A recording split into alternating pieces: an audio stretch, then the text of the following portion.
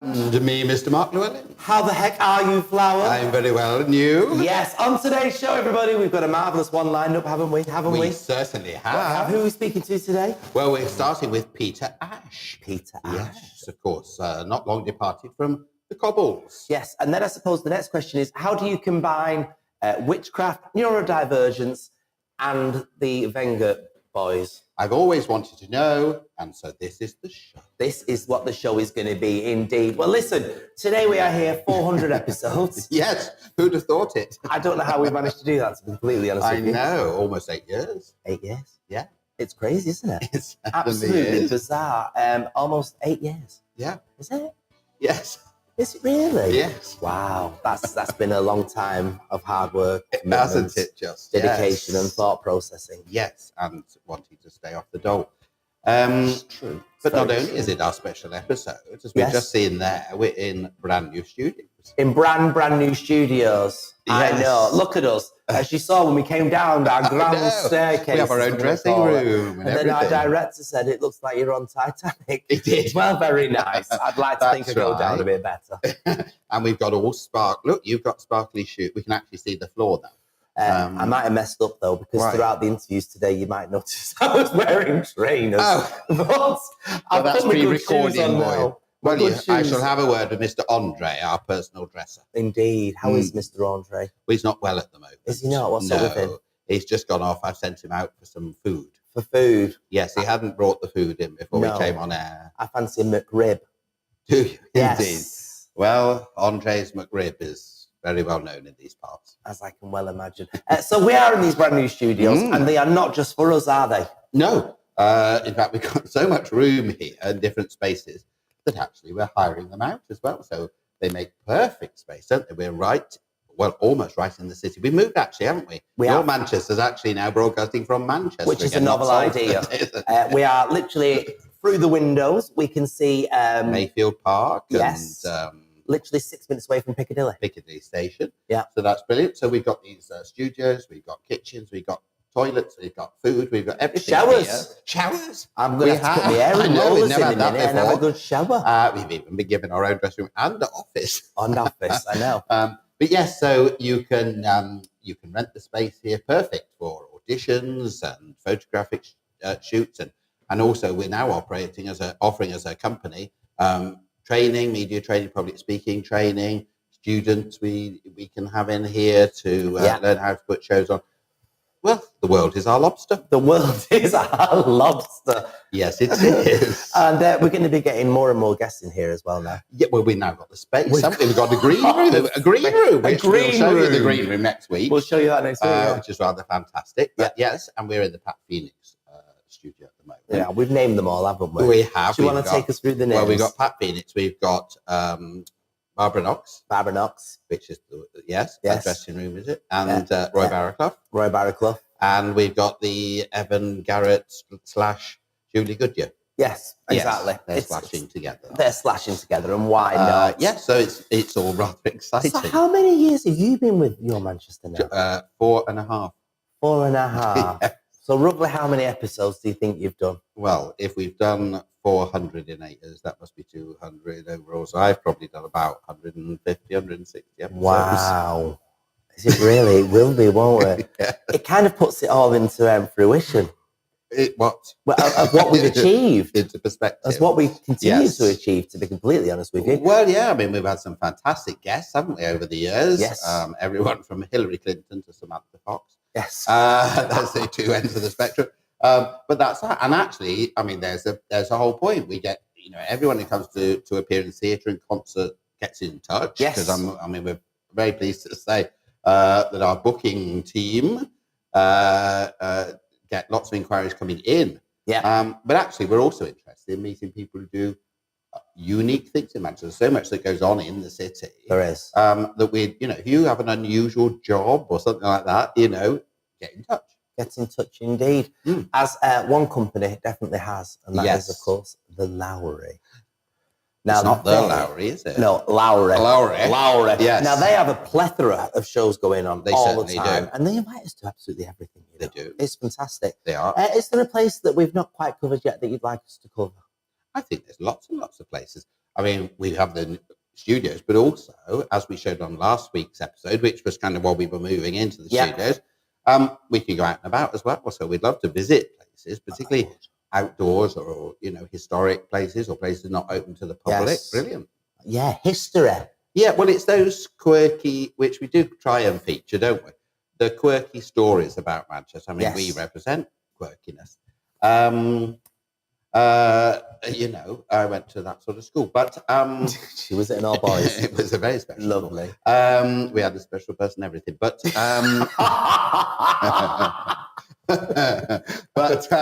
but they loved us, and but it's those sort of places that perhaps aren't open to the public, have a story to tell. Maybe viewers work in a building that the public don't get to see, but we could go in and have a look. So we want to. We've been scratching the surface for 400 episodes. We want to deep dive now. Deep dive. They can't touch you for it. Okay.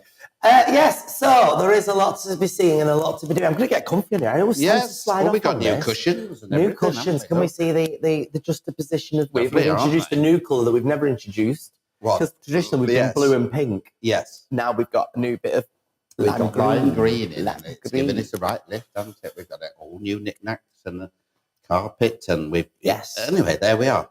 It is. It's good. So, anyway, I was mentioning the Lowry because... Yes. Do you remember...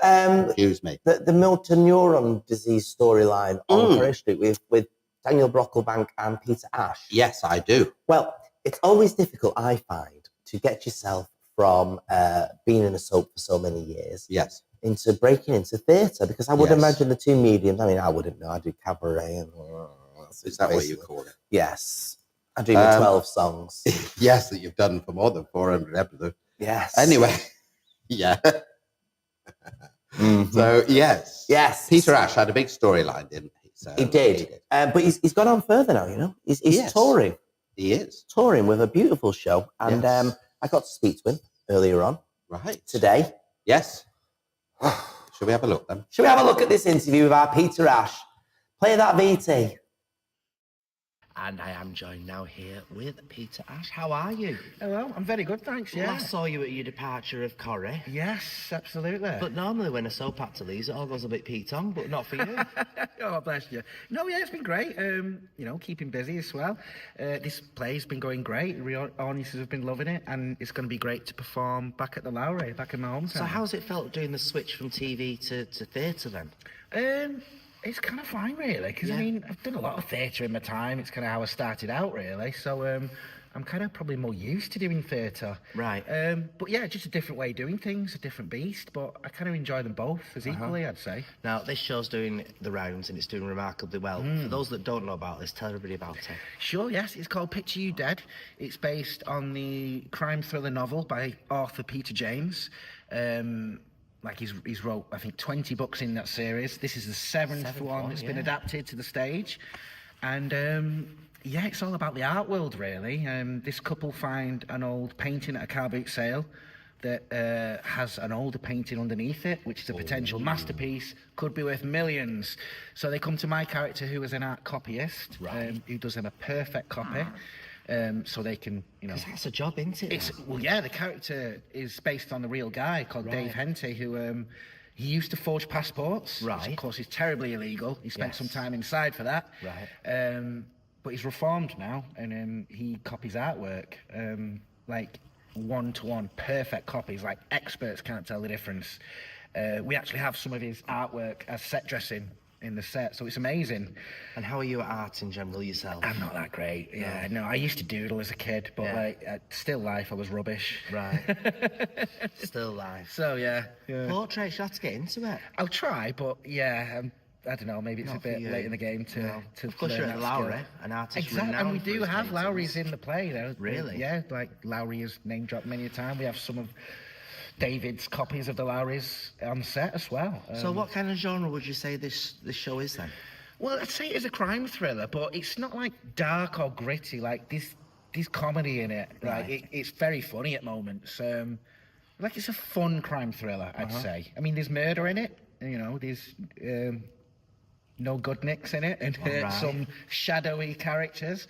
But But it's a fun one. It's Right. great fun. And, you know, like you say, the audiences have been loving it so far. We've had great reviews and feedback. So what do you think it is about this show then that's enticing people to come to it?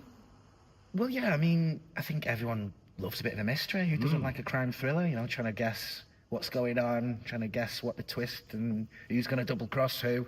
And obviously, you know, Peter James's characters and books are well established already. They already have such a fan base, and as well as the TV show as well, great with John Sim as well. You know, it's quite the franchise now, I guess, the Peter James series. So if this sort of turned into something for the TV, would you be interested in taking your character to television? Oh, yeah, I mean, absolutely. You know, you never say never with stuff like that. Yeah, no, absolutely. That was a thought. That I think I just planted a seed there. Didn't Absolutely. I think I did. I could feel Call that my seed agent. happening. And everything. Yeah, exactly. So you're doing this. It's doing remarkably well. People should come to this. Why? Because it's a great night out at the theatre. I mean, bit of live theatre, like you say. It's a crime thriller. It's going to keep the audience guessing, on the edge of the seat. You're going to laugh. You're going to gasp. It's a great night out. And obviously we're in the Lowry. Beautiful theatre. My hometown. Yes. So I'm going to have a great crowd in. A lot of ex-Corrie colleagues and then family and friends. It's going to be great. So yeah, come along. Are you missing Corrie at all? I do miss it, yeah. Obviously I miss the peoples. You know, great place to work. But it's life of an actor. You move on, you do other jobs, and obviously I will always hold Corrie dear in my heart. And obviously I've made friends for life there. And yeah. And what's more important for you when you get offered a show then? Is it more about story or is it about character for you? I guess just if I can see myself enjoying it, you know what I mean? Obviously when I read this script, I thought, yeah, that sounds great fun. I'd love to do. Never really done anything like this on stage before, like a crime thriller, so it's something new. And yeah, whatever it is, be the storyline or the character, if it's something that it incites me and, you know, I think I'm going to get enjoyment out of, absolutely, I'm going to do it. It's all good. Well, thank you so much for your time today. worries. Thanks Thank you for very speaking to much. us. Thank you. The fabulous Mr. Peter Ash. He is a lovely man. He's really lovely. He is. I have He's a found that sweetheart. with most of the Corrie cast. Yes. They're mostly on a level, know that they're working actors. Right. Who did you dislike them? I say nothing. I say. Would be a clue about the one I didn't like. But anyway, there we are. Who's that? I say. Is that Sean Tully? No. Oh, right. Fred No. the book. Anyway, Yes. never mind. Hey, Let's move on. listen. Yes. The Gadio Awards were this week, just gone. Yes. And it was so lovely to see that one of my favourite venues in the world, New York, Yes. won the venue of the year. So good. They named it twice. Well, exactly. Yes, absolutely. Yes. But that was very good, wasn't it? Wasn't it lovely, that? Yes. Yes. And what else have you been up to? Well, I have to say I've been all over the shop, basically. Doing a bit of work. Yes. A bit of touting for You've business. been here a lot. Well, I've been here a lot. If I ever see a wire again, it'll be too soon. Honestly, I can't be bothered with wires anymore. Yes. It's upsetting to my core. Right. It really is. Very upsetting to my core. What have you been up to this week? Here we go. Get ready. Oh, happy St. Patrick's Day, by the way. Yes, it's St. Patrick's Day today, isn't it? Yes. It's 1851, everybody, on St. Patrick's Day. It certainly is. That's Yes. very good. Yes, well, I went to a St. Patrick's themed dinner on Sunday night. Right, was it nice? It was absolutely lovely. Yes. Had leek and potato soup, salmon, Yes. and Guinness cheesecake, which I've not had before. Was you drinking then? In Well, a no, roundabout there's only way? Guinness in the thing. What was a Guinness cheesecake then? Well, it was It's the bread biscuit made out of the Guinness. no, or the, it was in the mousse. in the mousse. In Yes, the mousse. The mousse was a dark colour because of it. Right. But it was very nice indeed. Lovely. And yes, the Irish consul was there. Oh, was he? She. We must try and get her on, you know. Yes, I think she did mention that she might like to come on Really? the show. So yes, and of course it was the parade yesterday, wasn't it, in the Yes. city? But yes, that was and And I never win a raffle, you know. you did win something. I won What did you win? vouchers for a restaurant meal out. A meal out. Yes, Oh. and I told a friend of mine who said immediately, "Yes, I'll come." But I never even asked. I'm waiting for invites. Yeah, well, I wasn't. How long have you been DL for now? Yeah, How many events have I been to? One. Thank you. My point is proven, everybody. My point is proven. I can't honestly contain with it anymore. No. Honestly, it's too much. Listen. Yes. Listen. We're going to cut to our next BT, but when we Yes. come back, we're going to be speaking about something exciting. Very because important. It's wonderful. Yes. It's absolutely amazing. So, who else have you met today? Right. So, I asked you at the beginning of the show how you would get witchcraft, neurodivergency, and the Venga Boys into one performance. Yes. Well, I've always wanted to see you ducked in a pool to see if you are a witch or not, but I'm assuming that's not it, is it? No, it's not. No, but that would be good. And to get to that pool, I would probably have to jump aboard the Venga bus. Oh. See what I did there? Yes. Somebody who's obsessed with the Venga Boys is a gentleman called Edy Hurst. I spoke to him earlier, and this is what he had to say. And joining us now is Edy Hurst. Tell me, why is this a treat for the people? Yeah, thanks for having me. So it's Edy Hurst's Wonderful Discoverie of Witches in the Countie of Himself. It's at long last a show about the Lancashire witch trials, the Venga Boys, and nothing else at all. Yes, very good. And where did the idea of this come from?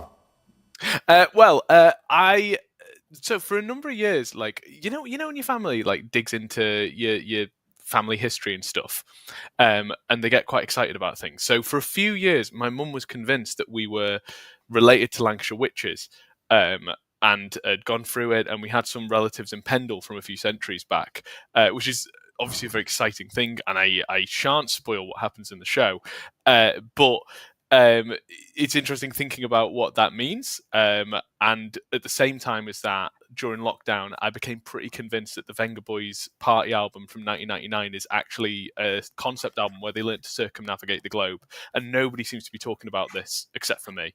And also, I did get diagnosed with ADHD a couple of years ago, but it's definitely not related to that at all. Right. Okay. So why such a love for the Venga Boys then? Well, I mean, they're great. Have you heard them? What's not to like? You know, we've got the Venga bus is always coming round. Everyone likes to jump on that. And we ended up listening to it a lot during lockdown, especially because my daughter was born over lockdown, and those sorts of songs are great for children. She absolutely loves it. And just when you listen to something so much, I don't know. I think lockdown did something to all of us. And what happened to me was I had this revelation where if you listen to the album in a particular way, which is the order that they made it, you can see this story of Kim Sassabone learning to travel the world. And I think more people need to know about it. Okay. And then, of course, we talk about the witches, and for some strange reason, on your press release, it relates straightly to neurodivergence. I mean, are the two linked? Crazy, isn't it? Who'd have thought that? Are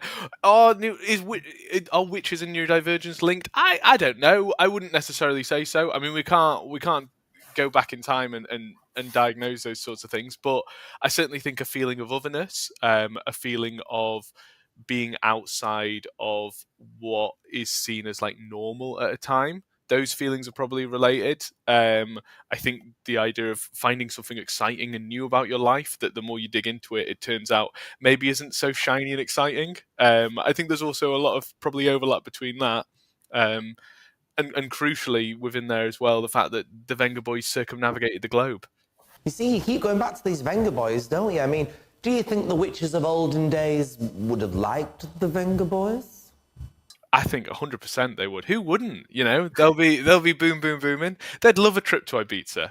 And the thing is, your show is garnering a lot of good reviews. Of course, it was part of the 2021 Comedy Awards. I mean, how is it making you feel knowing that you're getting nominated and indeed winning these awards? Yeah, it's great. You know, I was in the finals for the 2021 Musical Comedy Awards, which meant a lot. I've been a musical comedian for a number of years, and it was a real honour to be involved in that at Bloomsbury Theatre, doing my sort of circuit set. And then from there, Lowry invited me to be part of their Develop With programme to create the show, which has been great. It's been a great artistic challenge to try and move from just doing circuit club sets, which I love doing, into a broader show that has a set designer in it, it had a director in it, and letting those mad abstract ideas come into its own world for an hour is great. It's a very surreal experience, but it is amazing that audiences are coming and not only enjoying it, but it really resonating with them.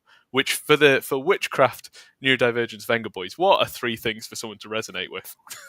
So this show is coming to the Waterside Arts on the 21st of this month. It's exciting. In just a few words, why should people watch this? Well, I think, it finally explains about the Vengaboys circumnavigating the globe. It's a story that explores the Lancashire witch trials and sort of the way that we think about witches in pop culture in general. I think they occupy a space that's a little outside of other sort of figures that we see coming into horror films. And also, it's really funny. I jump out of a giant cauldron that has taken me a year and a half to make. And will I make it? Will I finally jump out of it this time? There's only one way to find out, and that's to come along on the 21st of March to Waterside Arts in Sale. Edy Hurst, thank you. I mean, you'll notice there that I didn't mention the long title, because it's a very long title. Discovery of Him and His World. I'm glad I'm not paying for the light bulbs outside the theatre, aren't you? I mean, the wattage there, good. Yes, me. It'd be quite hard, wouldn't it? Yes. It really would. Yes. Listen, we've got some exciting things to cover today. We have. First of all, Manhagan. Yes, so we had them on the show. Yes, Manchester and Copenhagen. Branded. The show has just got bigger and bigger and bigger. So Eurovision Festival, get ready to embrace the passion. There's going to be music, there's going to be fashion, there's going to be QT by POC. QT, do you mean cute things or? QT. Oh, yes. like QVC. No, diversity, culture, glamour. Yes. Unleash your passion with Manhagan. And there's going to be 2 charity concerts that you can get for £78. Right. So that's really, I mean, they've got all the Eurovision stars. Yeah, oh, I know. There's an awful from lot of this stuff year going on. and past years as Yes. well attending. It's going to be massive. It certainly is. And I tell you what, also is going to be massive this year, bigger than ever. Bigger than me. Big for the composer. I'm not making any fuss. All right, thank you. Yes. Pride. The announcements went out, everybody. We were absolutely giddy about it.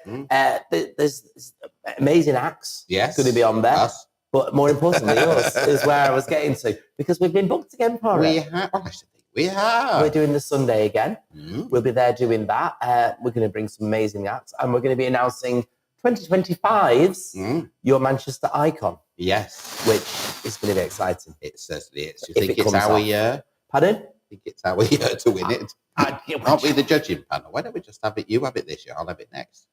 Because I don't see the point in you hiring me a limousine to get across one road. I really find that. Well, I was thinking it's a cost cut. Oh, right. Is that what you were thinking it was? Yeah, no, I could see that working, I suppose, in a roundabout way.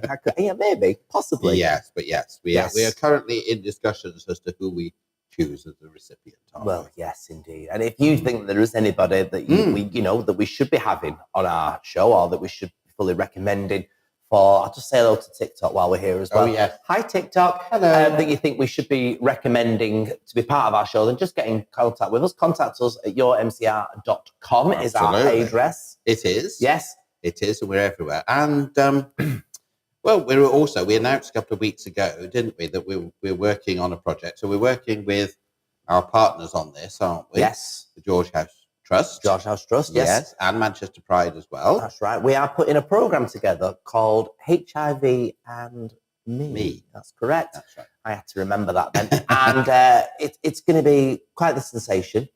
We want to hear the stories, don't we? We want to hear stories of people who have been living with HIV or had someone in their family who have HIV, or we want to know what people's views are today. Because when we were young, it was the terrifying event, really, wasn't it, with those commercials? I think it stopped a lot of people of mine in your generation actually coming out.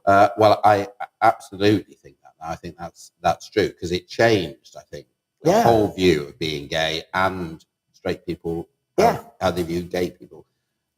So we want to hear your stories, and we're then going to offer people the opportunity to come into studio and to film those or to record them for the audio podcast. Or if you don't want to do that and you want to be anonymous, then we'd love to hear from you in text form, and we'll use that anyway. We can voice those ourselves. But we want to create a program that looks at that and attitudes today, because we were saying, aren't we, with PrEP now, does that make people risk averse, less risk averse, what's people's attitudes today.